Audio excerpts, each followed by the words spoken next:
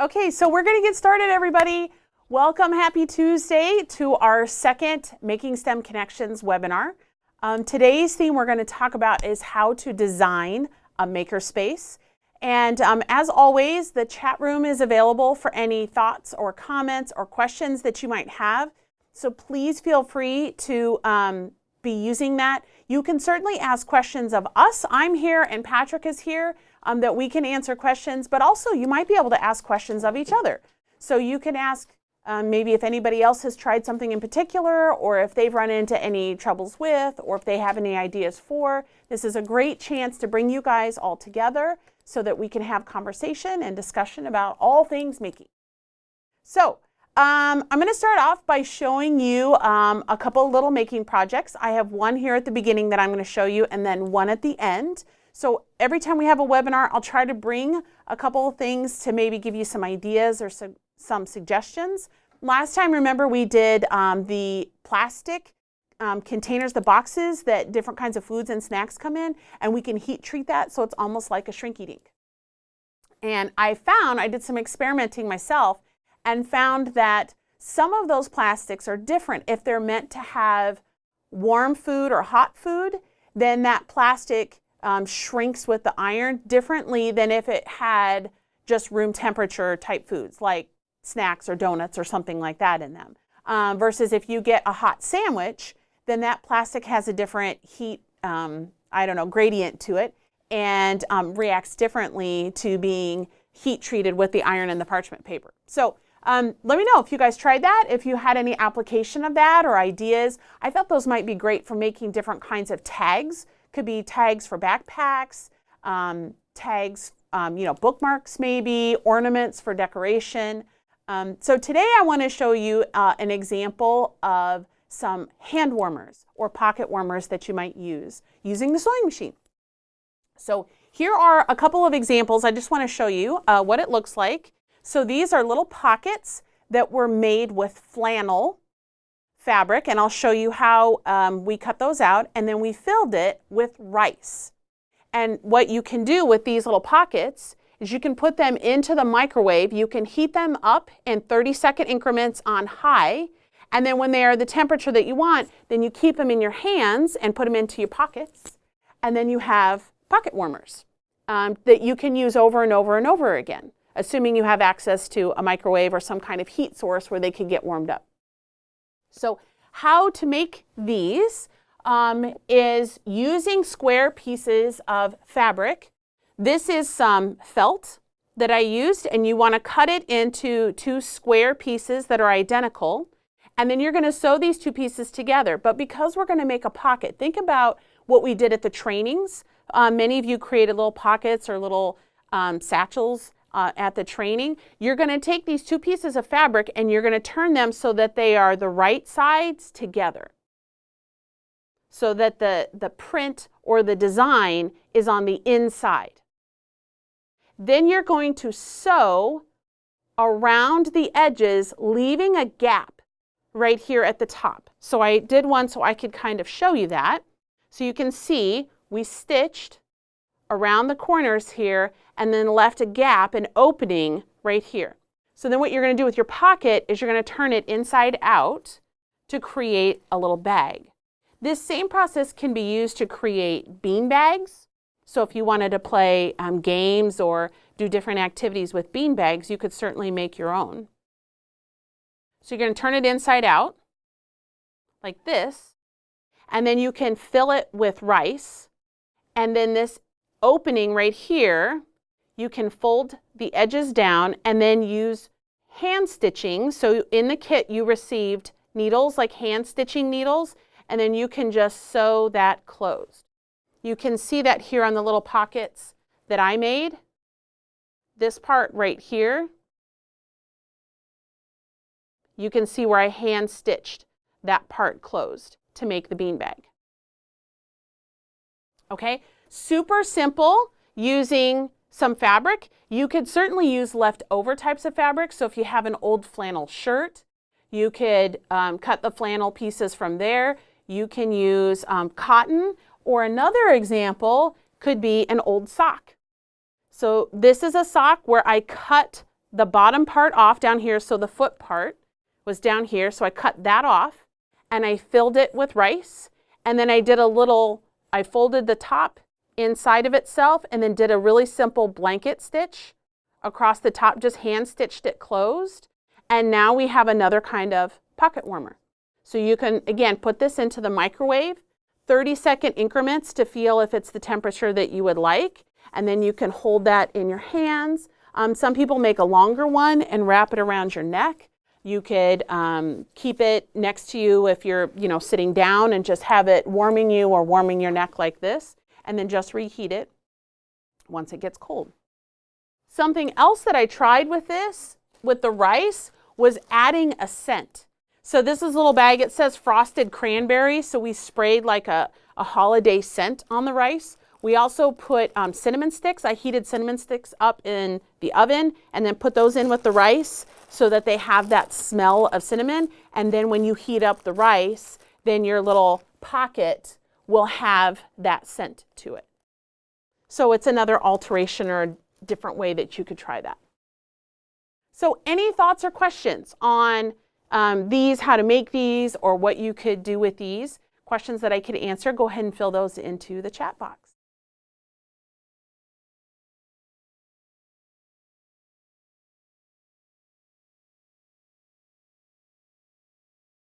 Okay, so we're going to move on. I have our theme today that we are going to talk about is how to design a makerspace, how to set it up for the space that you have. And I hear people oftentimes say, well, we don't have any room, or we don't have a budget, we don't have space for it. And we're here to give you some ideas and suggestions for that today to work with whatever your situation is, if it's a table, if it's an entire room, if it's a corner of a library that you have, whatever that is, what are some techniques and strategies for turning that into a makerspace? So the book we're going to talk about today and where we've gotten a lot of information from is this book called Make Space. And it was written by some gentlemen that work at the D School at Stanford, the design school. So we'll kind of reference this and talk about it. But if you're really looking at how to design a makerspace, this is a really great handbook that gives you lots of ideas, lots of suggestions. You can see all the tabs on the side because we refer to this book a lot in getting ideas. So we're going to look at a couple of videos today of some examples of makerspaces. And the first one comes to us from West Des Moines, from Crestwood School of Inquiry. And this teacher is a librarian, and so she has making time in the library, open making time. And what I would like you to do, Anne is going to talk you through some of the things that are happening in her makerspace, but I want you to pay attention to how the students are engaged. How are they broken up into groups? Who is facilitating the activity that they are doing? And one of my favorite parts of this video is how do they clean up at the end? So we're going to switch over and I'll show you this video. And I've put the links to all of these in the screen, and maybe Patrick can type those into the chat box if necessary.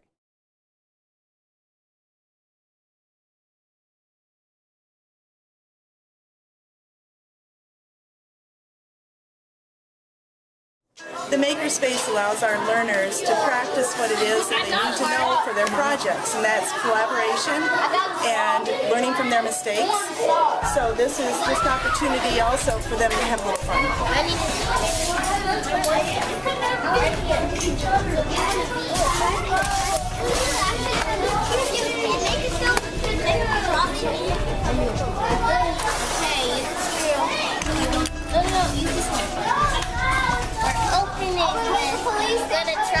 Can you show how you work together and you use the tools properly?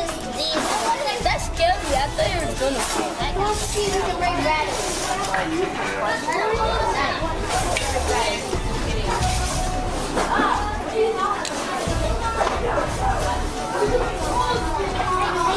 I'll come back in a moment. You show me when you're all done there.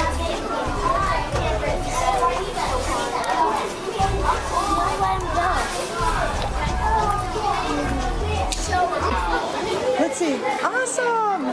Nice. Let's see what we got.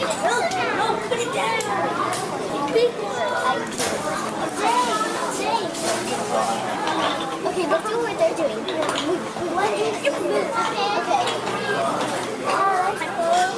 Oh, I forgot that one. Okay. Good, good, good. Oh, I did something here.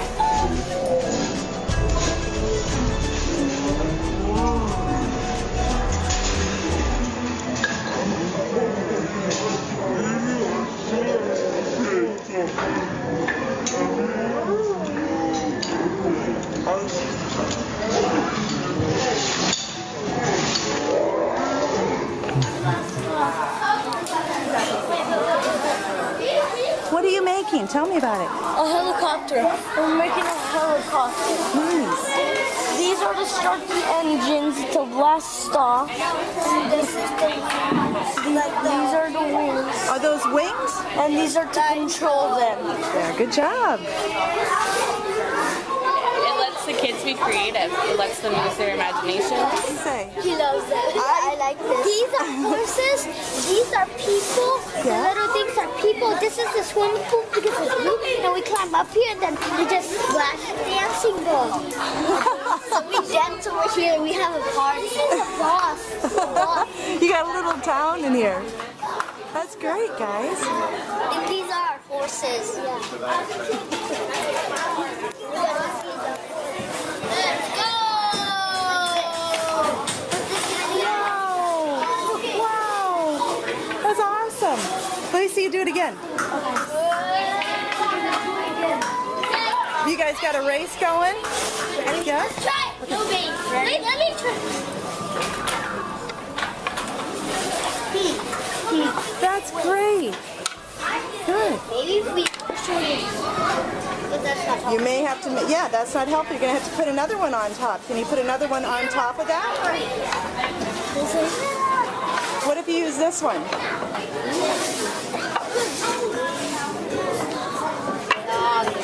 Ah, okay, let's see how that helps, huh?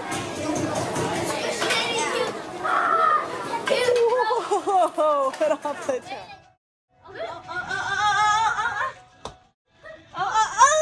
Jonah wins. Where is he? Oh! He made it.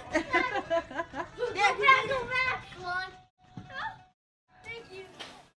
You show us how quickly and quietly and neatly, no thank you can clean up today.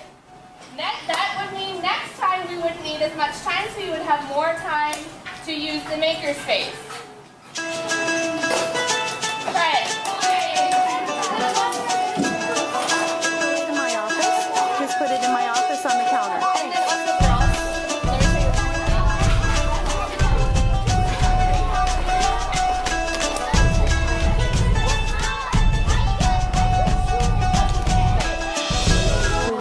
Building with Thomas and making stuff and doing teamwork. Many balls and we were like practicing and now we got it. It's fun. It's really exciting. You can do a lot of things with teamwork in it. Why makerspace? Because it allows kids to fail. So it's okay when you take them to the makerspace in the media center and they fail. Encourage that. They'll love it.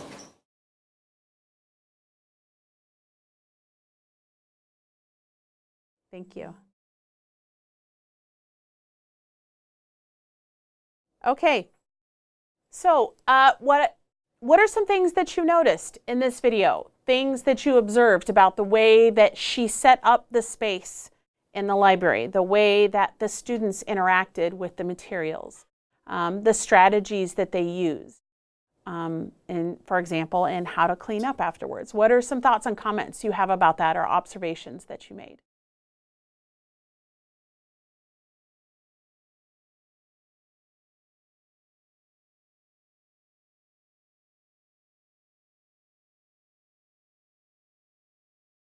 I like the way that she asked them to clean up, because she shared with them, the librarian shared that they were stopping the activity that they were doing and they were going to start cleaning up, and that she would be paying attention to how much time it took them to clean up. So if it took shorter amount of time to clean up than what she allotted, the next time they'll have more time to actually use the materials because they won't need as much time to clean up. So she kind of put it on them on how to clean up and how to clean up in a way that would show that they value the experience, and next time they would like to have more opportunity with the making materials.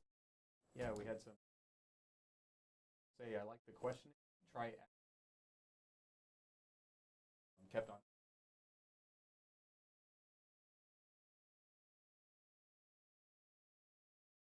Took care of the supplies.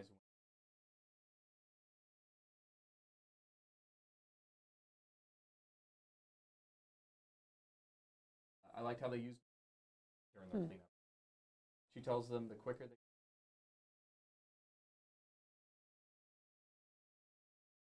sorry, but what was the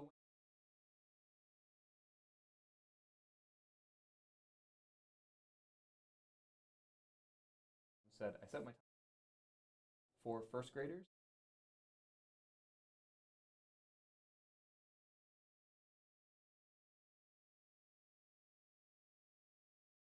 Saying that we're set and clean up.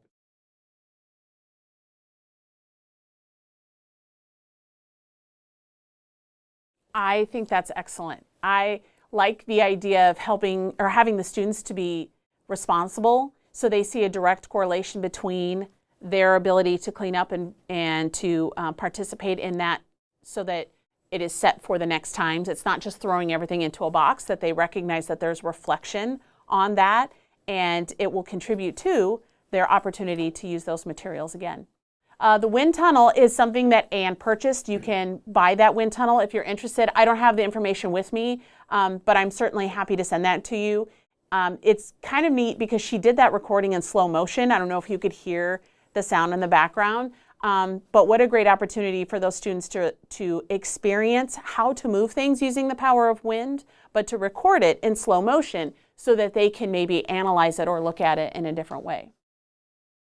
I also like how she used space in there in a variety of different ways. I really enjoyed the shadows that she did. So she had an iPad set up with a video of somebody making shadows, shadow puppets, and then a light projecting on just a little part of the wall, and that the students could emulate what they were seeing in the video on the iPad with the light that was being projected on the wall. So not a huge footprint on the space itself, but an opportunity for those students to really experience that and play with that. Doesn't have to be at a table. The students who were doing the spheros, they were using kind of a lane behind the bookcases. Wasn't a table necessarily, wasn't a specific space. It was where can we find an area that we can play with these spheros. And I also enjoyed how the principal talked about the opportunities for failure, so that these students can have time to play with something and practice something and find out, what do I do when it doesn't work the way that I thought it was going to? So there's a lot of free thinking and a lot of student choice and what was being what was happening, what was being offered to them in that space. Very chaotic, lots of sound, lots of noise, lots of mess, and that's okay. That's all part of the process. Any other thoughts or comments, Patrick? But they love the shadows. Yes. I love that. How simple is that? And what's great is you can do colored light bulbs, or you could do a regular light bulb and make some kind of screen. If you used a different kind of color of plastic that the light shone through, would that create colored shadows? And what if you have more than one color in your shadow? What if those lights mix? Lots of ways that you could do that. Next, our next webinar that we're going to do in January is going to be focused on technology. And one of the activities I'm going to bring is a light box, which is using lights and shadows and reflection and refraction of light. And it's pretty exciting to see students build upon that. So I love that idea of light play and shadows. Okay, so again, this is an example of a teacher who received the Making STEM Connections program last year. So what she was showing, this was her video to kind of demonstrate to people what a makerspace looks like. She didn't use any of our the Making STEM Connection direct products in that, but she was just showing what kind of things, what kind of opportunities you could have for making. And notice that teachers didn't have to stand next to each station and tell the students what to do. They knew that this was their chance to explore and try things out with a variety of materials. So let's talk a little bit more about how do you design the space itself. What could it look like? In the book, Make Space, I love this quote that says, "Space matters. We read our physical environment like we read a human face," which means that we actually need to spend some time planning it out and thinking about what is the maker space going to look like. And I know you're going to have challenges. I know all of us are going to have some kind of restriction, but we also need to look at what are the opportunities that we have and how do we work around that. In the book, Make Space, the authors are talking about, they work for the, as I said earlier, the D school, the design school at Stanford University, and they talk about how they had to move their makerspace 5 times, 5 different times, and they did not get to choose the space. They were told, this is the space that you have to work with. And it started out with a double wide trailer. So Stanford University's design school had a double wide trailer, and that's what they began with. And so they created their tables, their working spaces to fit inside of that trailer. They then got an opportunity to move into a building on campus. It was a different configuration of the space, but it was inside of a building. So now they had to adjust the materials and what they had to fit into a different space. And the authors kind of walk you through their process of each time they were told they had to move again, how did they deal with that? How did they adjust their plan? And they developed a lot of modular components to their makerspace so that truly they could have it anywhere. In preparation for them to be told again, you're going to have to move. This is the new space that you're going to have. So if you don't have this book, I recommend maybe talk to your AEA. If you're spending some efforts at your school or your library or your organization on maker spaces, you might invest in this, maybe a copy for you and your administrators or teachers to look at. It's got a lot of design plans in it, directions on how to build things, create things, where you could purchase certain components. Not as much technical equipment, but just the layout of the space itself. So as we go through this, we're going to talk about 5 suggestions that I have, things for you to keep in mind when you are designing a maker space. Number 1, your space needs to be safe. Last webinar last month, we talked about safety. Patrick went through a lot of the tools and materials, talked about safe use, safe application. You received safety cards along with your curriculum framework. So it's always important that the space is safe. Things like lighting. It's very important. The more natural light you can have in a makerspace, the better it's going to be not only in product, but in creativity. So research tells us that natural light increases creative thought in students. Having access to power cords, lots and lots of extension cords and power cords, a first aid kit, which you got in your Making STEM Connection cart, but you might, if you're dividing up the cart, you might look at investing in a couple other first aid kits so that you could share them with multiple teachers. Having good ventilation in the space. If you're going to be cutting wood and there's sawdust in the air, it would be important to have that ventilated. If you're going to use the soldering iron, it's important to have good ventilation. That could mean a fan, could mean an open window. And then make sure that you have walking paths. It is very easy in a makerspace when students or participants start getting all this stuff out that it clogs up the room. And for safety reasons, we always want to make sure that there are walking spaces that students could safely use to exit the room if need be, but to get to other materials without tripping or hurting somebody else. So you might need to designate that. We could put tape on the floor. It could be in the arrangement of the tables, but we want to designate some spaces or some spots, some paths that are for walking and don't get cluttered with materials or projects. We also want it to be a safe space for ideas. You know, the idea of encouragement and celebration of what students are able to design and come up with. And maybe the celebration is in the failure. What did you learn? What didn't work and how can we move forward from that? So students feel that they're in a safe place and they're not being judged for the process that they are working through. So safety is one of those number one things, physical as well as idea safety. Here's an example of a makerspace. This is in a library in Chicago. So you can see how it is separated out from the rest of the library. So it kind of has those barriers to it, but still has access to a lot of the natural light that you can see through the windows and the ceiling in this space. Again, I'm going to show you some pictures, and it doesn't mean that's the perfect example, but might give you some ideas to think differently about the space that you have. The second thing to consider when designing your makerspace is, does this space allow for collaboration? Flexible seating, whether that means that the chairs are on wheels or that they are light enough that they could be picked up and moved. Sometimes you have to might define what is a chair. Maybe a chair is a foam cube. It doesn't have to be a chair in the strict sense. That would allow it to be flexible. Whiteboards for sharing ideas. So this could be a whiteboard mounted on the wall.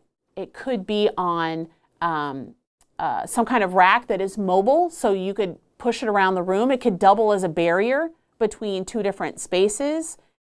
And I've seen a lot of places that are doing whiteboard walls. So walls and tables are made out of a material that you could write on. It's a great opportunity for students to share ideas creatively, draw out their plans. And interdependence of students, encourage them to work with each other.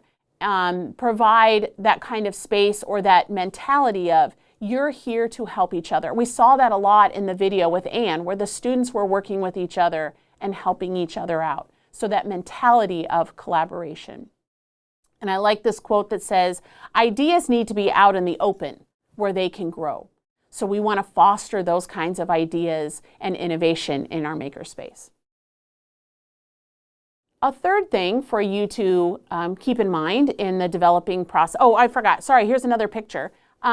What I like about this, I don't know if everybody would really consider this a making space when they look at this picture, but you can see that it's encouraging collaboration. It's comfortable, it's flexible, the beanbag chairs so they could move them around, and there's not any one defined space necessarily in this area. So I like that idea. That's why I put this picture in here. I also like all the natural lighting that you can see the windows that are in this space. Third thing for you to keep in mind is, how do we show what students are doing? How do we showcase that? How do we share that with people? So you might develop some kind of showcase, and it could be a physical case. It could be an event. It could be a come and invite people to come in, other classes, teachers, the school board, the community, to see the amazing things that your students are doing. It could be something as simple as a display case or just a shelf. You know, you might have a special title for your shelf, the show-off shelf or something like that, so that students can have a chance to display the concepts or the ideas, projects that they are working on. You might have a computer monitor that's on a loop. So students, maybe they take pictures or videos of their projects in various stages, and you loop those in a video on a screen that students can see. Maybe you put it out in the hallway. Maybe it's in the entryway of the school, so that as people come into the space, they see the amazing things that your students are working on and developing and prototyping. Also, you know, using social media, having a website. Many schools have a website. Could you start a tab that is a makerspace tab where students are able to share the projects that they're working on? They could share responses. They could write a blog about the makerspace. Instagram and Twitter are great opportunities. Most of our students are using them anyway. So is that an opportunity to share on a digital scale what those students are working on? This is an example of what we have at the Science Center. We call it the Creation Station. And it's in the center of the makerspace. And what I like about it is there, on the outsides of the station, there are boxes that have plexiglass on them. So those are components that we intentionally put into those spaces, and they are oftentimes products from the preschool or from camps or from other kinds of workshops that students are allowing us to put in there, and we want to keep that safe, so there's a barrier of plexiglass. But the center part is open. So when visitors are there, if they would like to, they can place their creations on those open shelves for people to look at and to share. And maybe they leave it while they're at the Science Center for the day, and then before they go, they come back and pick it up. Or maybe it finds a new life living in the creation station. But there's some component of that that's interactive that students can have an opportunity to share. This is a board we have in our makerspace that we update based on different themes that we're doing.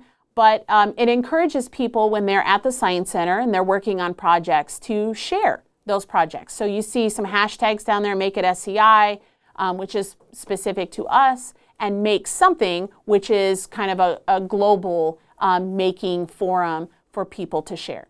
So we just encourage people. It could be things that they're doing at home. It doesn't have to be specifically something they did while they were at the Science Center, but it's a chance to kind of share and collaborate with others through social media. The fourth thing for us to look at is how flexible is the space that you are using. Tables and chairs on wheels. There's some challenges with that because they are on wheels, so you want to make sure they have a locking mechanism of some sorts. But being able to move tables to put them together in larger groups or to create channels of space or to clear them so that you can have a bigger opening, flexibility in your seating is something for you to really think about in the space that you're using. Can the equipment or the furniture that you have be dual purpose? So earlier I referenced a whiteboard that could also be a divider. So you could create that, you could build it, or you could purchase one so that it has a whiteboard maybe on both sides and it stands up vertically and it has wheels, caster wheels on it, and it could be moved around, but it could also be a divider to separate groups of students that are working together. It's important to think about what's in your makerspace and where it can be stored when it's not being worked on. So I'm going to show you a couple other examples of some makerspaces, and some people use tubs or boxes that are on shelves for both materials as well as projects that students are working on. I've seen larger scale examples where they have a pallet. So each group has a pallet that they can use. This was on a very large makerspace, but then when they wanted to work on it, they could wheel their pallet out and work on that and then push it back into the designated space. And also think about the different kinds of making that you could support in your makerspace. We oftentimes talk about electronics, we talk about sewing, we talk about building blocks, but don't forget music can be a way for us to do making.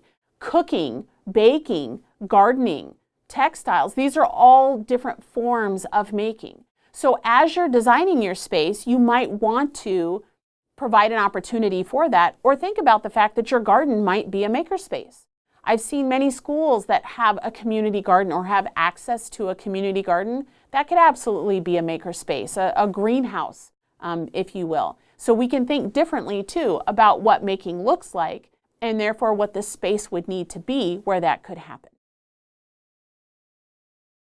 Oftentimes what we think about in a makerspace is something that's very high tech, that's very color coded, like this space right here. It looks very industrial. It could be that, but it certainly does not have to be. And the last thing for us to look at is, how do we store our stuff? The cart that you received we chose it because it had wheels and because it had a locking mechanism so that you could wheel that into a space. But it's really important that participants in your makerspace have access to these tools. If things are put away or packed away and students don't have access to them, they're less likely to use them or have confidence in the ability that they could use them. So think about things like shelves with clear boxes so they can see into what are in those boxes, and that might spur on a moment of inspiration. Pegboards. Pegboards are amazing. We use these at the Science Center.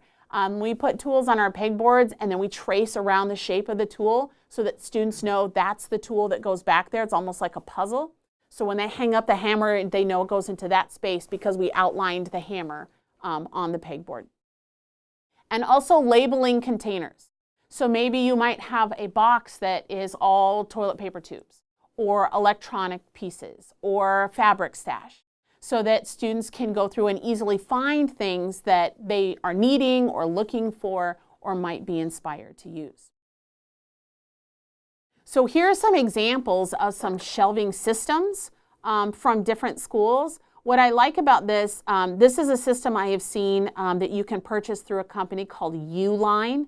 And I'm happy to send you that contact. If you want, maybe Patrick can put it into the chat box. We order a lot of things from Uline at the Science Center, and they have this system with these tubs that have the interlocking securing components that you put on the wall, and then you can lift those tubs in and out and then reattach them to that wall surface using that. So you could divide them up based on themes or based on group needs, based on the size of what you're going to put into those tubs. But I think that's a really great system that you see there. When you are thinking about the space, we really want to encourage that idea of collaboration. So we spaces instead of I spaces. Spaces that encourage students to talk to each other or work together or collaborate or help each other. If somebody says, does anybody know a way I can? Well, if they're in close proximity to each other, then maybe there might be other students in there that could give suggestions or provide assistance. So think about that in your space. We don't want to create nooks and crannies for individual thought. We want to encourage them to all work together and collaborate in the process. So here are some other pictures that I found. These are, most of these are ones that I found on the internet. And this one looks very much like a classroom. But what I love is the potential to turn this into a space. You can see on the left side, you see some shelves with different bins of materials. But I like how these desks are put together in these collaborative spaces so students could work together as a group and utilize all of that desk space together. The collaboratory, what I like here is that some of the spaces are against the wall, and if you look closely in there, that's because they're outlets. So there are outlets at desk height. So you don't have to have cords plugged into the floor or underneath tables. It's much easier for the students that are working there to plug in their device right there into the outlet. I like the way that they're displaying. They're using that same pegboard system that I was telling you about earlier. You can see there's the little kind of the flaps that they're attaching their projects to. But then there's a table in the center. Those are some whiteboard tables that they can use for collaboration, writing out ideas. You also see a mobile cart in this space in the lower right-hand corner so that you could move to the area that you're working on some of those materials that you would be incorporating.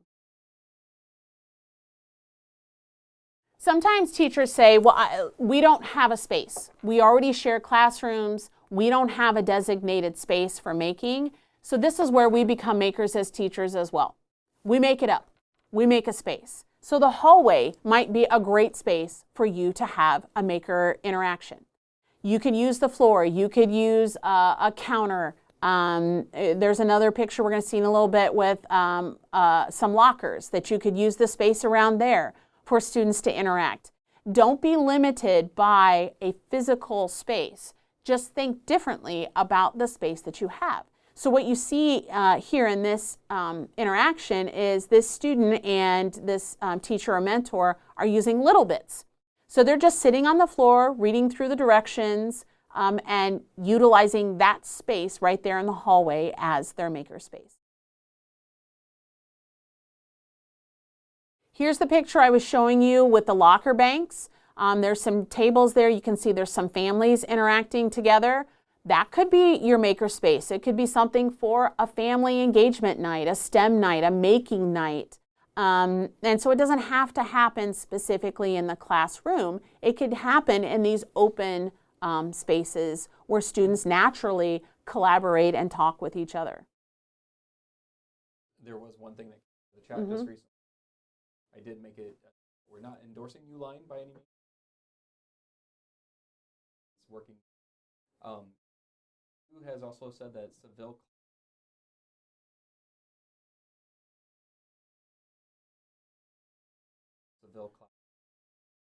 Awesome. Thank you. That's a great suggestion. We wanted to share, we oftentimes hear people say, where do you get these materials? And I'm always happy to share with you anything that's in your cart. If you have a question of where we ordered it from or where we received those, I'm happy to share that with you and give you some other suggestions or ideas of where you could get something similar. Thank you. The next picture that I have here is a library that's been converted partially into a makerspace. I like the Lego wall in this one. We have a Lego wall at the Science Center, and you would be surprised how much people sit and interact with this vertical Lego wall. I think it's just them thinking differently about Legos, but it's amazing the kind of engagement and interaction that they have. You can see a student who is standing over by the whiteboard wall, that he's engaging with that, using tables in different ways. Everything doesn't have to match. It doesn't all have to be the same way. You don't have to write a grant to buy all new tables and chairs. Just use what you have. Think about the space that you have access to and how would that best serve the needs of the students that you are working with. I love this pegboard. The organizer in me struggles. So this pegboard really speaks to me because I like the way that you can easily get to these things. You can see where they go, where they need to be returned to when you're done, and have, fairly easy access to those. So this is just a space on the wall, probably above some kind of bench or table, where students know that they can come and grab whatever tool or material that they need, and then they can return it when they're done. And sometimes it's just a table. This is an example of a tinkering table.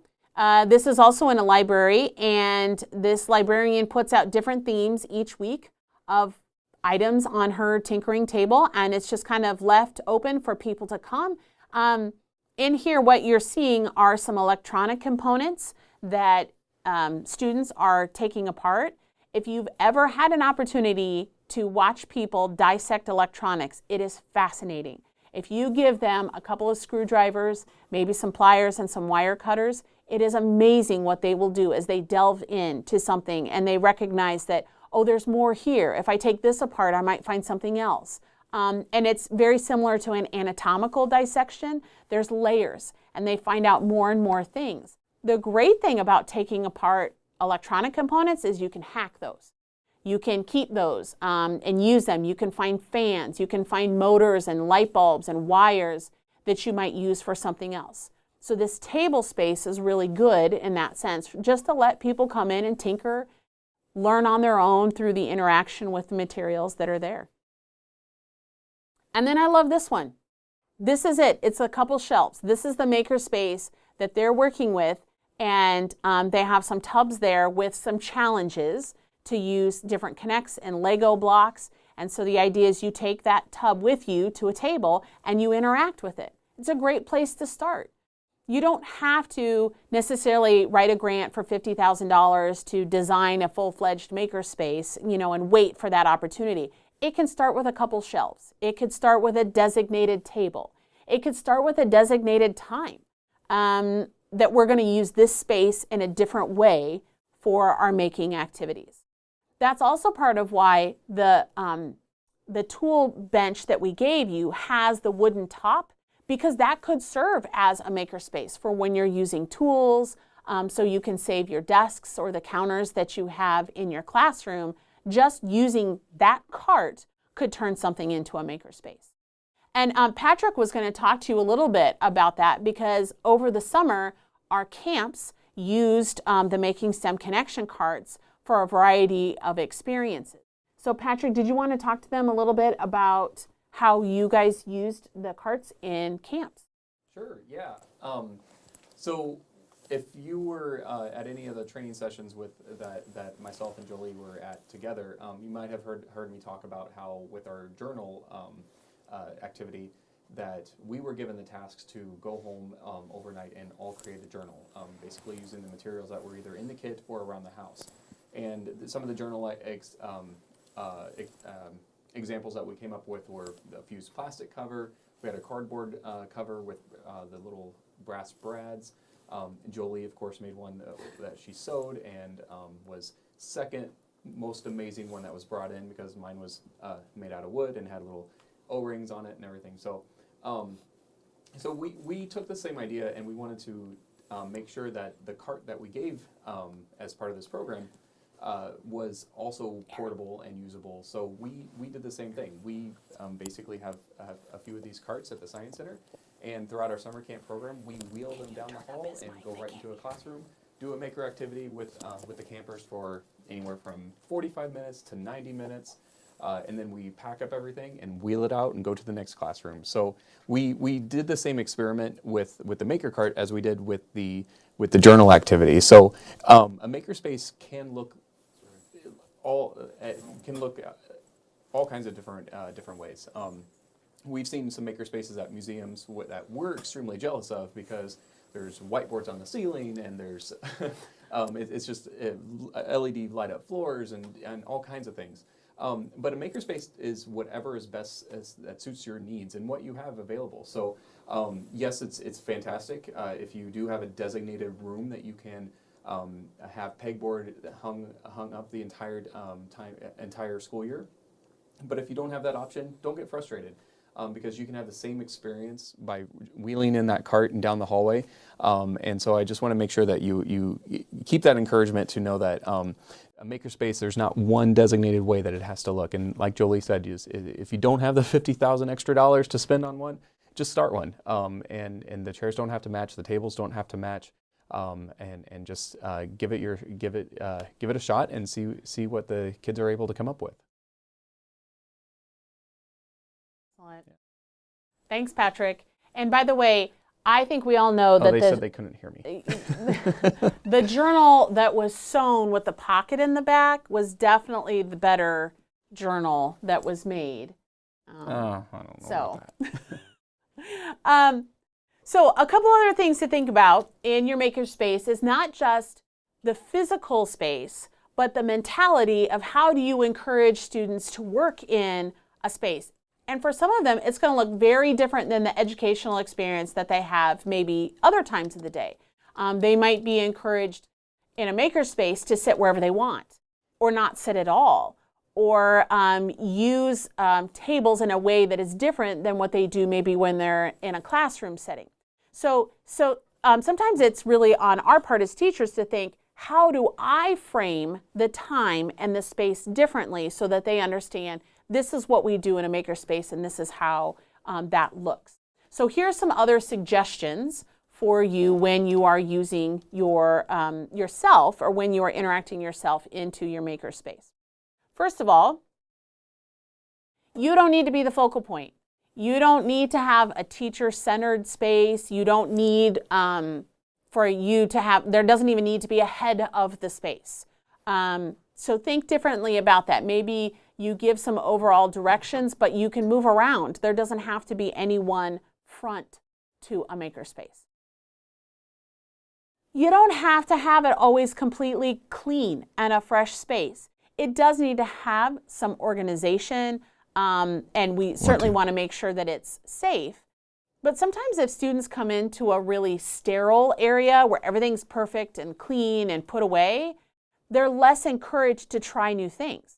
So if previous students who were in there had some leftover projects or materials that could be viewed by students, that might inspire them to keep going or to work on that. We found on our Lego board, for example, that we try not to take down all of the things that people put during the day because amazingly, visitors keep adding to what somebody else put on the Lego board. So if it were sterile, sometimes that's hard for them to engage. They don't know where to begin. But if somebody's already started something, it might encourage them to keep working on that. And thirdly, you don't have to have all the answers right now. You don't have to have a completely grand plan for the entire makerspace. So begin deliberately with what you have. And what you have might be time. It might be just, we're going to take this amount of time on these days. We're going to have an event. We're going to have a gathering from this time to this time, and that's going to be our makerspace. Whatever it is that you need to do to boost that collaboration and that creativity in the students that you're working with. It might be a space. You might have a space that the school is trying to decide, how are we going to reframe this? And so then you might need to look at, what is the best use for this? Do we want to have technology in this space? Does it have good ventilation? Does it have good natural light? Is there any way we can change or alter that? So you don't have to have everything before you begin, but be deliberate about what you get. Don't just go out and get things and get them to get them. Think about, what are they going to do? What are the ways they're going to interact? And how would this benefit the students that you're working with? So I have another video for you. We probably won't watch the whole thing because it's a little bit long. I think it's 14 minutes long. But this is what I really like about it, is this gentleman talks to us about the makerspace in his school. And his job is completely revolved around the makerspace. It is his job title. And it is open space for students. So you'll hear him talk about how these students are able to come starting at 7 o'clock in the morning, and they can stay until, I believe he says, 4 o'clock in the afternoon after school gets out, to just freely work in the makerspace. So he talks about how students interact. The students kind of get to share some of their stories. So we're going to watch a little bit of this video to see how he set up his makerspace.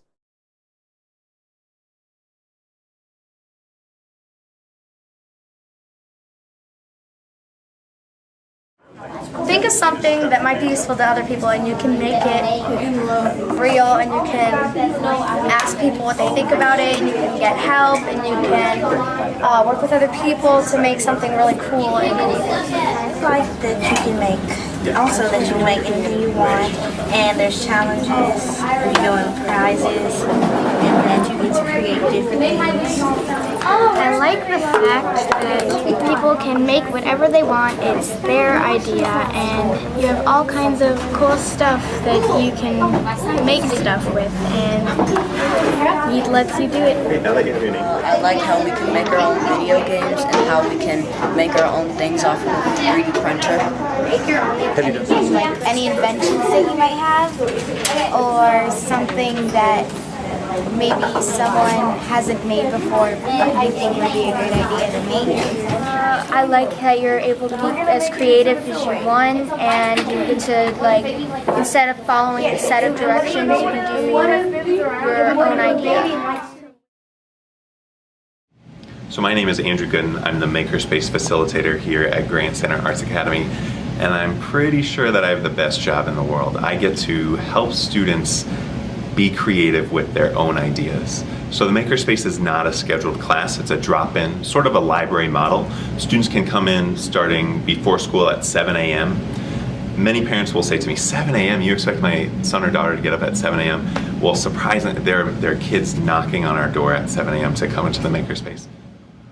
The Makerspace is a place for students to be creative with high-tech and low-tech tools. So we've got a class set of laptops, 10 iPads, a 3D printer, a bunch of high-tech stuff. But then we've also got a bunch of recycled materials, and students have been able to do some pretty incredible things with both. String or something. From a network, can I make the internet is working? Oh, like a jewelry. Like a jewelry stand? Make a jewelry box. This you can attach like an actual box. Like make the lid and then make a box, and you can attach like hinges. See, that's not pretty. Yeah, these RC cars, especially the old-fashioned ones, are so hard to take apart. I want the motor inside. Yeah, I don't blame you. I want the motor. I don't want anything else, just the motor. It was only $2 at the garage sale, so I was like, The motors are what, $3 did you find? yeah. I mean, it wasn't like $2. This thing was like cheap. It was a garage sale, so of course it was cheap. Yeah, but I think if you could get the motor out, that would be pretty cool. Okay, I think that's your key, is to pry out there. See, I poked myself. Yeah, I was born in New Jersey, grew up in Albuquerque, New Mexico, and had an awesome science teacher in middle school who got me into Science Olympiad, where I was constantly making things, building things, testing things, loving science. So I went to Washington State University for college and studied chemistry there. Worked there on a miniature explosives detector. That's where I was doing lots of soldering and electrical. That's where most of my electrical knowledge comes from. And then taught chemistry at Soldan for 5 years before coming here to Grand Center Arts Academy. So Gregory Hill ran a makerspace here last year on Fridays, and I came and dropped in to see what how it was going, what kids were doing in the makerspace. And then we were touring the school, walked into this room, and I said, oh my gosh, this needs to be a makerspace. There's all this natural light here for the natural light helps with creativity, and we need to have the makerspace here. So we were able to consolidate the library to 1/3 of this room and then use this 2/3 for the makerspace. I worked with Lynn and some of the other staff members, and we were able to make it happen for this year. This year has been amazing. Last count, in the first 10 days of school, we saw 175 students who visited 555 times. So it has been incredibly popular. Just yesterday, Thursday, we had our busiest day ever with 80 students coming in one day. That's going from 7 a.m. to 3:30 p.m. And we're seeing some pretty incredible things. We're seeing 2 7th grade girls who have discovered most of simple circuits without any direct instruction from me. So they are building a cardboard robot, and they wanted this robot to have eyes that light up. And so they started with a battery and a light. And soon they realized, well, they want the light to be kind of farther away from the battery, so we're going to use some wire.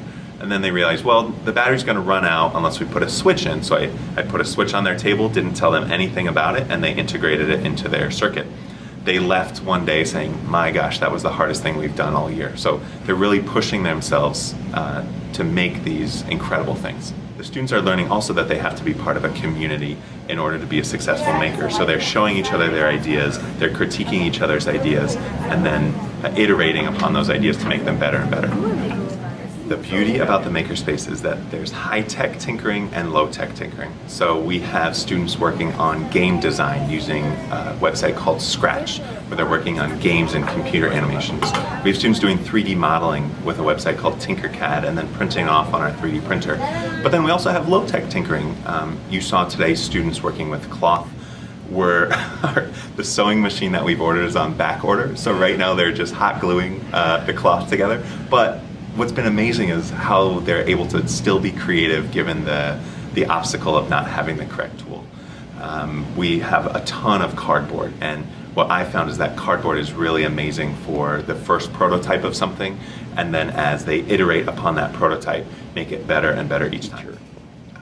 As a makerspace teacher, I'm definitely more of a coach. So I am coaching students and pushing them to build the best that they can, to make and have a high level of creativity and show me their creativity with their products. It is sometimes like a feeding frenzy in here because there's a lot of things that students are tackling that they've never experienced before. Things like circuitry, 3D printing, even just the computer skills that they're having to utilize here in a makerspace that aren't necessarily utilized in a traditional classroom. And so we do have procedures. When students have a question, they ask their partner first, then they ask somebody who's a part of a different partnership, and then they ask me. But as you can see, sometimes that needs work. We're working on building that procedure into it. The saying of our makerspace is definitely got iterations, and it's a story that goes back to a kindergartner named Austin who needed to draw a butterfly, and this is a well-known story taught to many educators. So Austin needed to draw this butterfly, and his first version of this butterfly was definitely needed work. It was just a sketch and was kind of off-center, things like that. Well, he iterated this 5 times. Each time he brought it to his teacher said, nope, make it better, nope, make it better. And this was for a project that they were going to sell these for a fundraiser. And so by the last iteration, he finally had this amazing butterfly. And this is just a kindergartner. So what I learned from Austin's butterfly iteration story is if you push students, they will meet your expectations and even go far above what you expect from them. Our boxes here are modeled off of the Mythbusters warehouse. If you've ever seen the show Mythbusters, they have all these boxes, and there's sports balls and wires and electronics, and I thought that would be a good, just given the space we have here, I thought that would be a good arrangement for the space. It's very student friendly because the boxes are open so you can peek inside. A lot of times if students are struggling with an idea, I'll say, hey, can I hand you an item and then you make something that includes this item? As an example of that, I handed a student a toilet paper roll, cardboard toilet paper roll, and told her to make something that a kid could play with using this toilet paper roll. I figured she would maybe make something with a marble or use that as a ramp or a tunnel. She ended up making a firefly catcher, the most creative thing you could possibly think of to use a toilet paper roll for. And in her second iteration, she's attaching a light bulb to this toilet paper roll so that as you're in your backyard looking for fireflies, you can turn on the flashlight so you can make sure you don't trip over something. Pretty amazing stuff. I would love if students left the makerspace at the end of the year thinking about everything in their life from a design thinking perspective. That is approaching any obstacle, any challenge in life with this mindset of just making a minimally viable prototype and then iterating upon that prototype to make it better and better. You can do. So there's more to this video. If you would like to, Patrick can put the address into the chat room so that you can sync onto that if you would like to watch the rest of it. But what are some of your thoughts or comments about the kind of things that he talked about, the challenges he faced, and how does he address those, and the system that they use for their makerspace? They just have it as open space for students to come in before and after school, or classes can come in. He talks about that a little bit later. The teachers can ask for their classes to come into the makerspace. So thoughts and questions that you have about that, things that you observed or you thought might be useful for you in your application of a makerspace. All right, I liked, can everyone hear me okay? I want to make sure that before I start reading some, okay. I liked hearing him use this as a way to deal with other parts of their lives, keep working through the failures. I liked that he has to ask another student before coming to him. Oh, good. Yes, everyone can hear me. All right. And Jolie, can you go ahead and throw that website back up online? Yes, I can. What a great way to set it up. Parents could help us. Could help as well. Before and after times are awesome.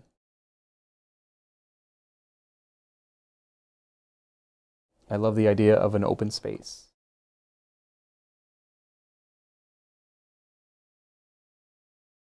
He, as it goes on, he talks a little bit more about these challenges. So each week he gives a structure of a challenge, something simple like create something that can carry an object, something as simple as that. They can do whatever kind of things they would like, but he gives them an option for a focus. So if they come into the space and they say, I don't know, I don't even know where to begin, I'm not sure, then he can direct them to that week's challenge, and that might be something they can begin with as far as where they would like to use their time while they're there. He also talks about a student who's been working on designing a game using HTML language, and he's been working on it since the previous year. So whenever he comes into the makerspace, he's still working on that same project. The student is. So some students may choose to do a quick, I want to be able to get it done in the amount of time I'm here today, and some might want to look at the progression of working on this over long periods of time for it to become something that, an image that they have that's kind of evolving as they work on it more and more and more. Okay, I have another video. I just want to show you a little bit of this one only because it's different. I'm just trying to give you some ideas of how people have done this differently. So this is a makerspace in Seoul, Korea. It's an American school that is in Seoul, and they focus their makerspace on Legos. So that's kind of the main component that they use. But what I like is how they have it organized but also how it's a progression. So first graders start by doing projects using these kind of things, and then second graders do this, and you can kind of see this progression as they go through their years at this school. They evolve and they build on those skills that they are learning in their makerspace. So we'll watch just a little bit of this again to give you kind of another reference of what a space could look like.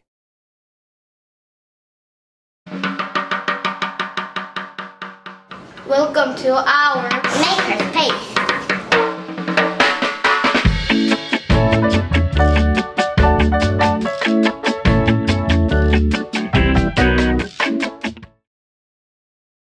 So this is the design cycle, and it has 5 different parts of the cycles.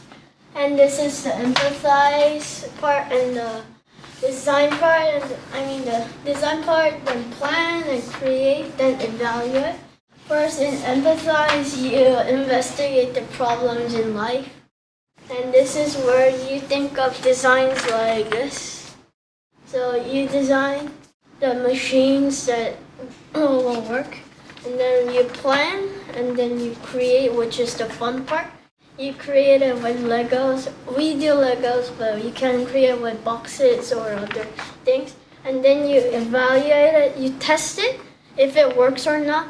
And if it does, you're lucky, and if it doesn't, you go to design again, and then brainstorm again, and then plan again, and create it again, and it could work.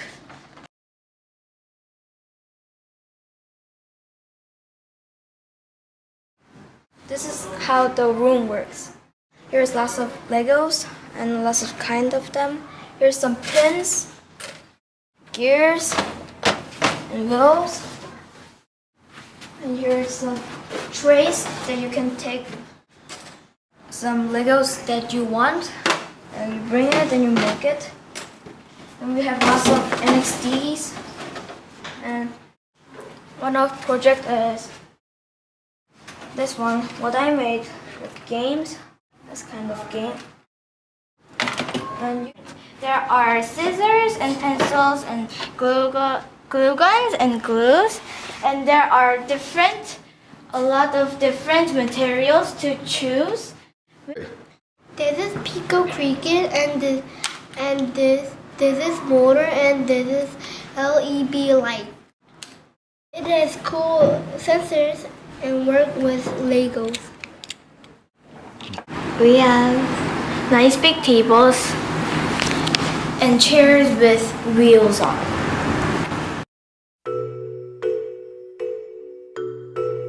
When it touches. Wow. I like that doorbell. Awesome. Cool. Sounds like my doorbell at home. When we're almost certain that the prototype can work, then we can go to bubbles. More water. Yeah. Yeah, so you know the... Oh yeah, it is. We need chairs pushed in. It is! Make sure the green light turns on, and then press one of these buttons here, and then the light will change color.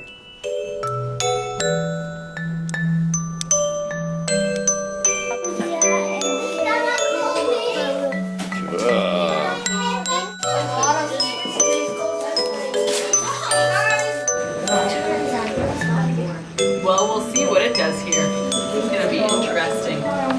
Oh yeah!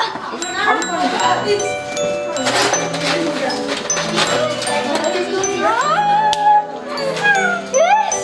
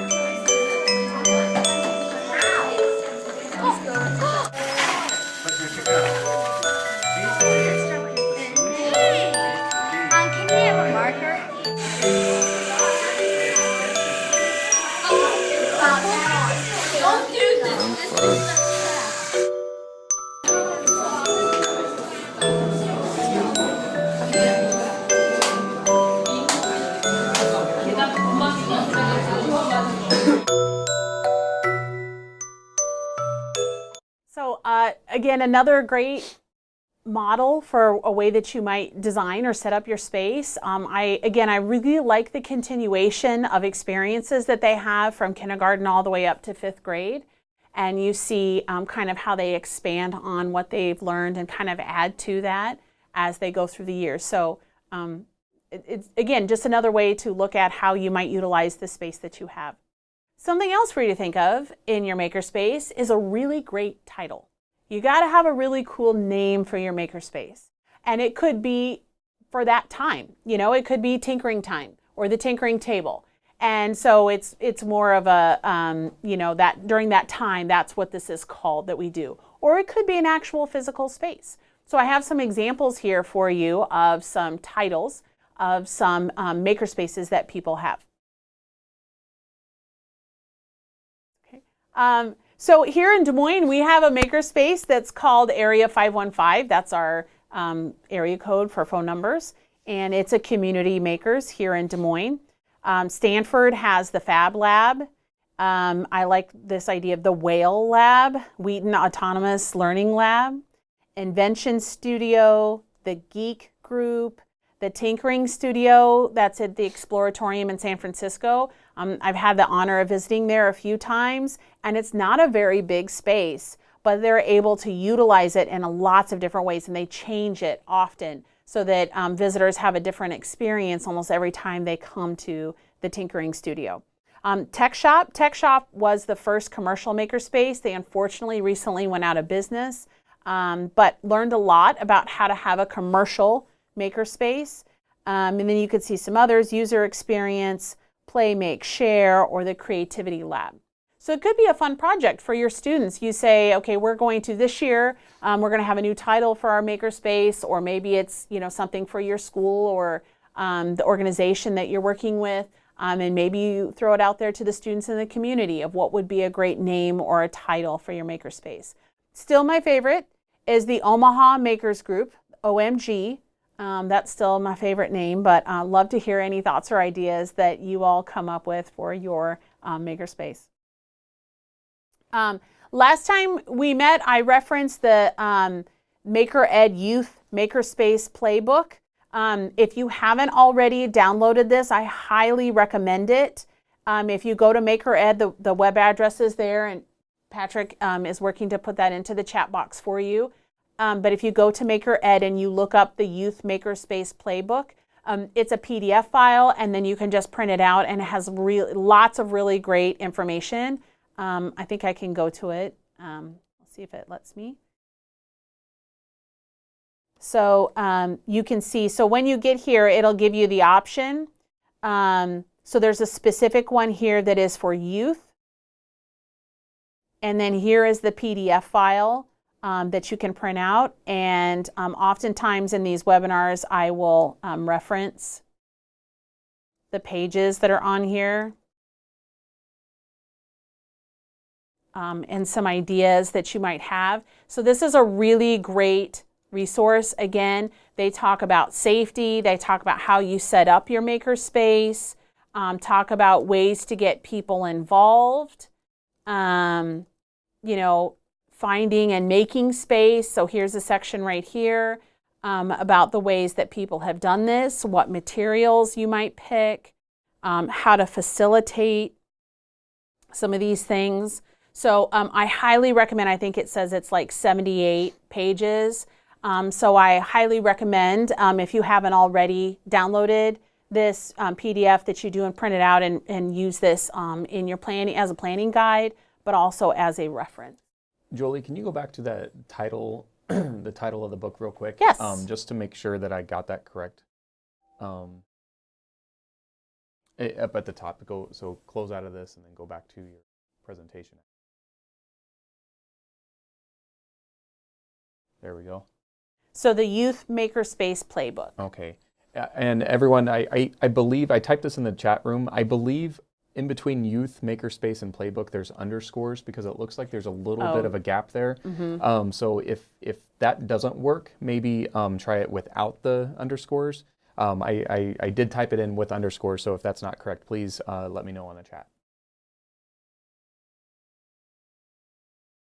We will, in the next 2 webinars, we'll reference some specific pages in the Youth Makerspace Playbook because they just have really great information of things that will be really applicable for us as we work through this process of designing and creating our makerspace.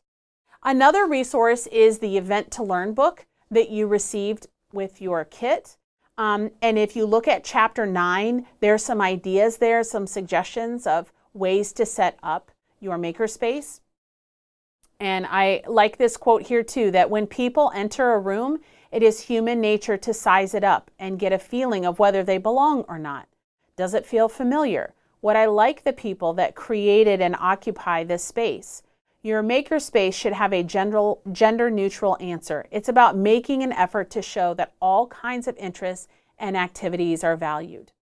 So this book, the Invent to Learn book, is always a great reference as well in pedagogy, in learning styles, in ways to safely work with students using different tools. It's just a great all-around reference book. But this one is really poignant about how do we engage people just from the moment they walk into the makerspace and they feel like they belong. Like, this is a place that I could create something, that I can find myself working with others.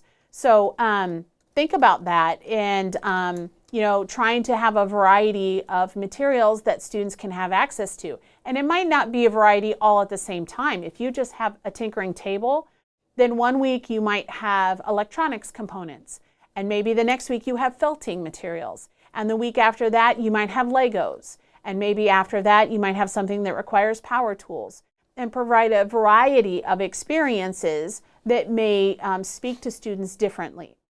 So think about that. And maybe that's something that you ask your students. What would be some things you would like to see or have more access to or be able to expand upon? And maybe some of those might really define your makerspace. You might become one that's really about renewable resources. How do we recycle or upcycle materials? And that's a major component of the things that you do in your makerspace. Maybe your students and your community can have some direction and some focus in that as well. So I'm going to show you, I have another example of some things I was working on and creating, and I want you to know these are all prototypes. I'm still working on it. So what I did was I made some different examples of circuit blocks. So at our training, we showed you some demonstrations of things that we called circuit blocks. And we remember we talked about how you could cut the wood using your miter box and saw, and that you could solder these pieces on here using your soldering iron, and that maybe you might have older students make or create these for younger students. So this is an example of a battery pack. But I wanted to show you some different ways that you might use this idea of a circuit block. First of all, by hacking other toys. So what I have here is this little penguin friend. And inside this little penguin friend used to be this mechanical piece. And it made this bell move. So we kind of hacked it, we took it apart, and now created a circuit block out of it. So I will show you that we can now hook up our battery pack to our circuit.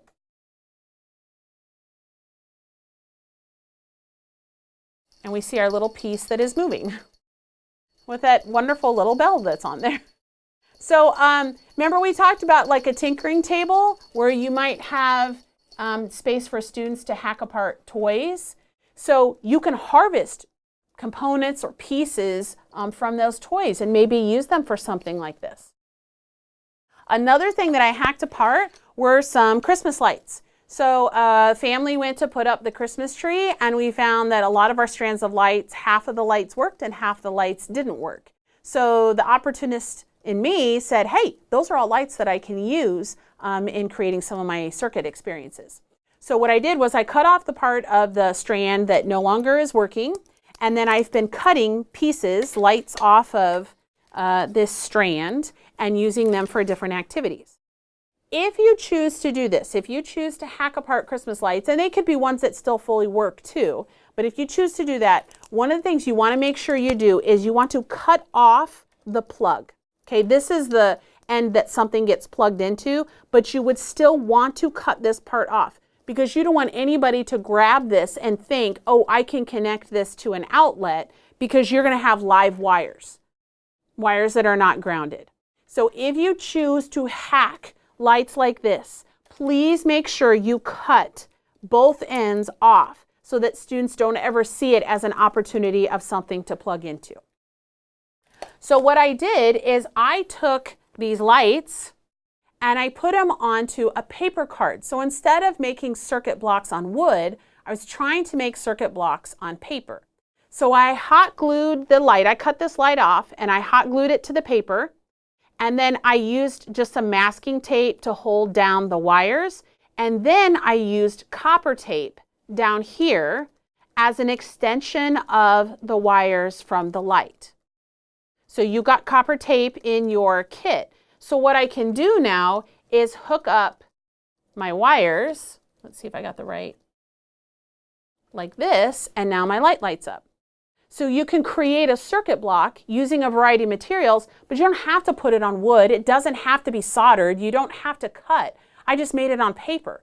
So you can have your students create a bunch of these paper blocks, you know, design it and create it, and then they could put it together and create all different kinds of circuits. You don't have to have the battery be a straight block. You could also use the 9-volt battery. So in your kit, you got a package of 9-volt batteries and then this connector piece for your 9-volt battery. So you can put the connector on the top, okay, like this, and now I can hook up these same alligator clips, which you got in your kit, to light up the light. So really simple. You could give them a 9-volt battery and then they could start making their own circuit components. So could you create a parallel circuit or a series circuit? Could you have multiple lights? How many lights can you run off of a 9-volt battery in this situation? Okay, and you're not going to hurt anything with a 9-volt battery. Remember last month we watched a little bit of a video on the 5 dangerous things you should let your kids do, and they talked about touching the 9-volt battery to your tongue. I'm not advocating that, but in general, that's pretty safe. You do have to be careful about touching the wires together. So if you, on the 9-volt battery, on these pieces right here, if you put this on here and you touch these two together, then you've got a circuit and you can get some you could get some smoke coming from that that could, you know, cause some issues. So you do have to be careful, but it's not that powerful of a battery. So I made some other paper components too, and it started from inspiration from a birthday card. And this is one of those cards where when you open it up, it plays the happy birthday song. You know the cards I'm talking about? So I thought I'm going to hack this apart and turn it into a paper block.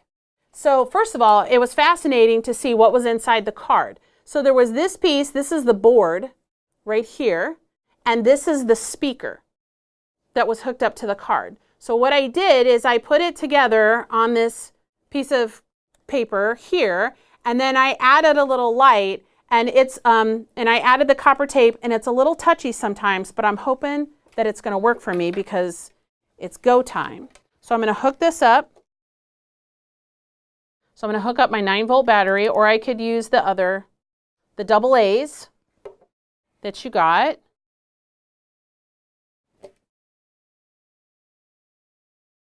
All right. All right. So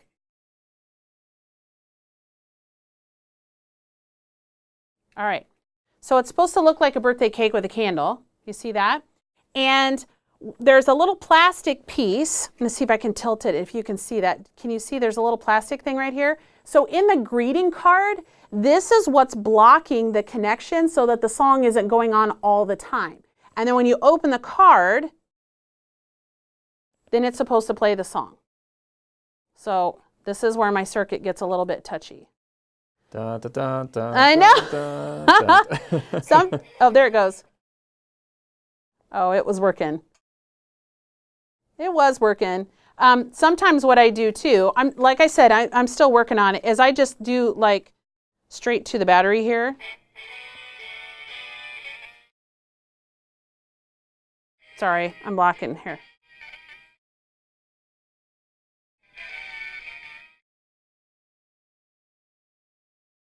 So what's interesting about this block is that the battery no longer worked. We had played with the card so many times that it stopped playing the song. So I'm using the circuit, but I'm bypassing the battery and using something else. And also what I did was I added the light. I'm going to show you the back. I added the light to it so that when I complete the circuit, it is also running the light so it looks like a birthday cake. Now, next time I see you, I'm going to try this again. And this time the card is going to be my chicken dance card.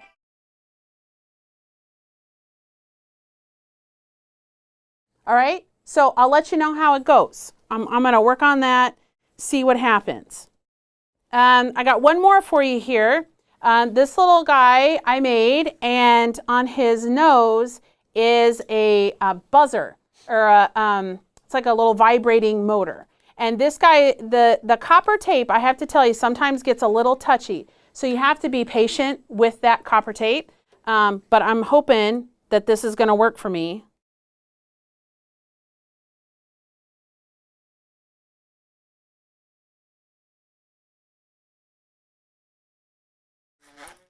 Oh, he lost an eye.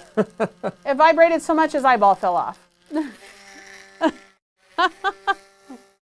And that one fell off too. But it worked, but the buzzer worked. So what's great about this is a really simple project, very easy for your students to do, and they can just try some out, and they can make their own circuit blocks and try it out and take different pieces off of different things. And if the most power you're using are AA batteries or a 9-volt battery, then they're not really going to hurt anything. Some of these could be made with your button batteries that you got. Remember, you got 30 of these in your kit. You can run a Christmas light, one Christmas light off of one of these button batteries. You can also run LED lights off of these button batteries. So you could make paper circuits, different blocks using those as well, if you wanted to. I think it's much easier to use these bigger batteries because it's easier to find the positive and negative and hook up different things to it. And just use the alligator clips in order to complete the circuit. Okay? So those are some of my making activities that I brought for you. Other things you could put on a paper circuit block. You have buzzers, right? You got this buzzer in your kit, so you could make a paper block using the buzzer. I also, here's some other examples of lights. I found out that these 3 AA batteries can run, or I'm sorry, the 4 AA batteries of the 9-volt can run 3 Christmas lights in a string. It's pushing it, but it can run that. So your students can experiment with that. They could cut these lights, see what they could come up with and configure. Jolie, one of Yes. the things you were talking real briefly about the LED lights and the button batteries. That's one of the activities that we've done at the Science Center, are doing light wands, or what we call them. We just take a popsicle stick and a button battery, an LED or 6, and tape the 2 ends of the LED to the button battery. Tape that to the popsicle stick, and then before you know it, you have a light wand that you can decorate with chenille stems or pipe cleaners or ribbons or whatever you might want to. So we've done that as an activity to talk about. Well, one time we talked about light painting. So we were then taking digital images, slow images with a digital camera, and did light painting with them. We've done shadows. We've done then talking about circuitry. So lots of different ways that you can incorporate something as simple as an LED and a button battery and a popsicle stick. So now that my mic is working also, I wanted to reiterate what I was speaking on earlier. what I wanted to mention was our makerspace at the Science Center. When you went through the PD trainings, we had a variety of different journals that we showed to you, and so some of those journals were made out of fused plastics for covers. Some of them were cardboard. Some of them, like Jolie's, was a sewn, very beautifully sewn cover, and mine was made out of wood. If you remember those.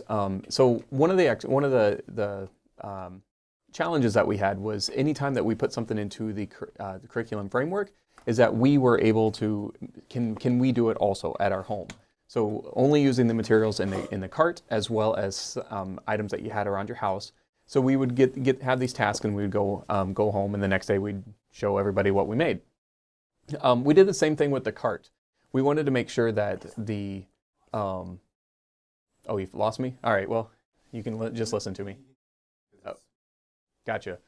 So we did the same thing with the cart. When we were trying to have these mobile maker spaces, we had the same cart that you have. Well, we still have them, and we would wheel these carts into different classrooms for our summer camp program.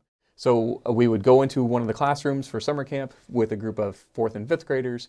We would set up a maker activity that would be in there for anywhere from 45 minutes to maybe 90 minutes in length. We'd have 22 students be working on maker activities. We'd pack everything up, wheel the cart out of the classroom, and go right to the next classroom. So the cart is a mobile cart, and we use it at the Science Center still currently.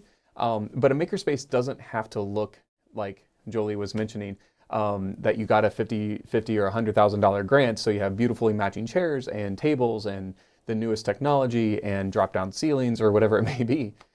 We go into science centers and science museums across the country, and I had mentioned that we've seen a variety, all kinds of different varieties of maker spaces. Some of them have whiteboards for the walls and for the ceiling, and for an LED, and for the floor was an LED light up floor or something. But we don't have that. What we do have are these amazing maker carts that we're able to portably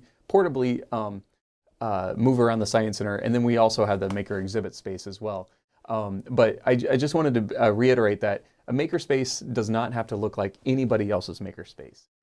Use what you have, and if you're able to expand on that next year, that's amazing. That's kind of how our evolution has gone as well.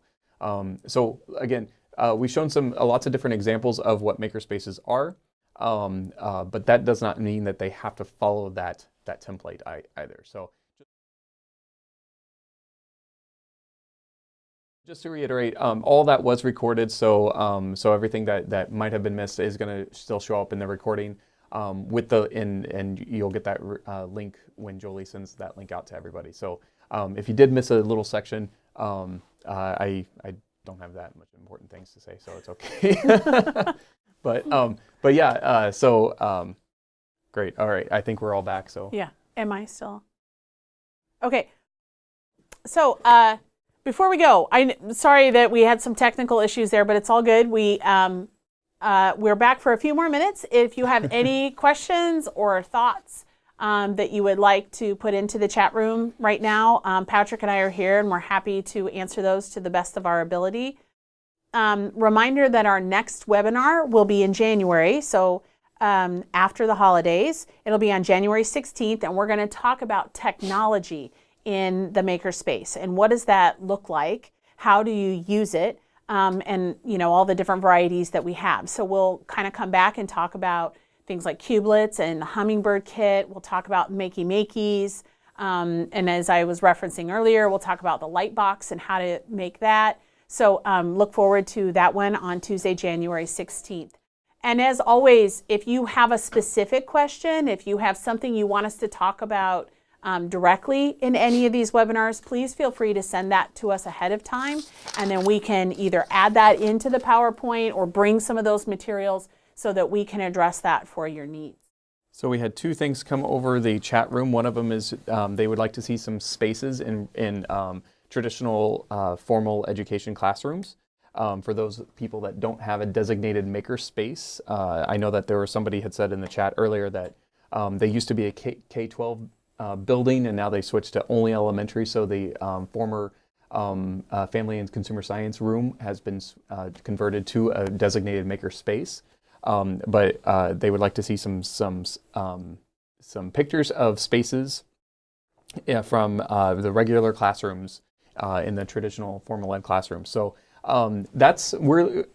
take pictures, send them to us so we can share that with everybody. That's something that we want to show as well. So if you have ways that you have set up your makerspace also, we'll be able to incorporate those in. But I know that we'll do a reach out to and try to get some pictures for the next webinar.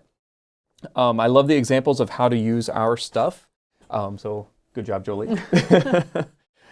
You should do live videos for the Facebook page periodically. Oh, that's a great idea.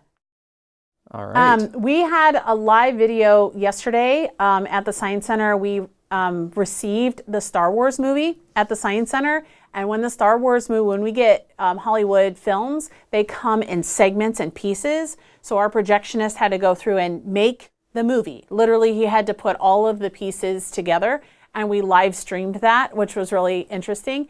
And watching him assemble an entire full-length movie. But yeah, we'd be happy to do that. Maybe what I'll do next time is when I'm working on the ideas and activities to share with you, maybe I'll take some video of that, of how I'm making it and prototyping it and working on that, and put that onto the Facebook platform.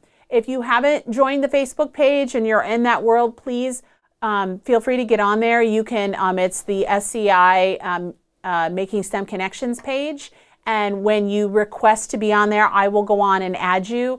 I'm trying to really stay true to having it only be awardees of Making STEM Connections so that we can all talk about the materials that we have. There's no salespeople in there. It's safe for us to, have discussion about the challenges we're having or ideas or thoughts that we have. And there's been some amazing stuff on there recently. So keep those Facebook posts coming. There was another question about, do the students take the batteries home? Do they take the alligator clips home? Wire, light bulbs? How do you keep supplies stocked? So that's an excellent question. I think it depends on what your goal is. And it depends on, I guess some of it is what is the funding for your space. The button batteries, I think I already put my button battery away, but those button batteries, I'm happy to send you the reseller that we use for that. It's out of New York, and we get those for fairly cheap. I think we get them for 12 to 13 cents a piece. So depending on what you're doing, you might be able to let students take those home. And if you're hacking apart old Christmas lights that would otherwise be thrown away, then maybe, you can let students take those home. The alligator clips are a little bit more costly, but maybe what you could do is let students take a project home, let them have some experience with it outside of the classroom. So maybe they have to share it with somebody, or they have to find somebody in the community that would see a use for this, or share it with their neighbors or their family at home. And then they have to bring it back and maybe make an iteration of it, and modify it and keep working. So they can take it home, but then they end up bringing it back so that they can continually use those pieces. If you're doing a STEM fair or a STEM festival, and you're thinking about, you may not see these students again, then there might be some challenges. LED lights and button batteries are probably your best bet for letting people take things with them, including like copper tape, for example. So they could make some of these little paper circuits, and if you have some funds that would allow you to provide them with those materials and let them take those home. I just posted something in the Facebook page today about making holiday cards, and it's some like directions on how to put the copper tape and the LED lights and the button batteries all together to make some holiday cards. So you can look at that for some ideas, and those would be pretty cost efficient to allow you to let students take those home if you wanted. And just to reiterate, I believe all the AA batteries, Jolie, correct me if I'm wrong on these, I believe all the AA batteries are rechargeable, so if they die, please don't throw them away. Yes. The 9-volt batteries, they are not rechargeable, but the AA for sure are. I know that some things that we've done are paper circuits on cards, like Jolie was talking about. So definitely check that out, because that is an easy way to make a paper circuit using only copper tape LED light bulbs, or you can use Christmas lights, and then a button battery. So pretty cost efficient activity that they can take something home with the battery source as well as the downloaded version of this video. I will post it to our YouTube page, and then I will send you all out the link, and I will also post that link onto our website so that you can go back and watch it again if you wanted to see something, or allow somebody else who wasn't able to view it with you tonight to see it. So again, if you have questions, please always feel free to call me or send me emails, and I will do my best to help you or answer any questions that you have. I love a chance for us to share. So if you've tried something, and even if it didn't work, it's great for you to share with us, how did you deal with that? Or how did your students respond to that, so we can all learn. I love getting emails from you guys sharing the amazing work that you're doing. So please continue to do that, and I'll kind of collect those and share those with others as we go through this year. So thank you. Enjoy your evening. Stay warm. Starting to get cold, and we will see you again in January. What are the names of the Facebook page? Oh, Facebook page and YouTube. So if you go to the Facebook page, it's SCI Making STEM Connections. It's a closed group.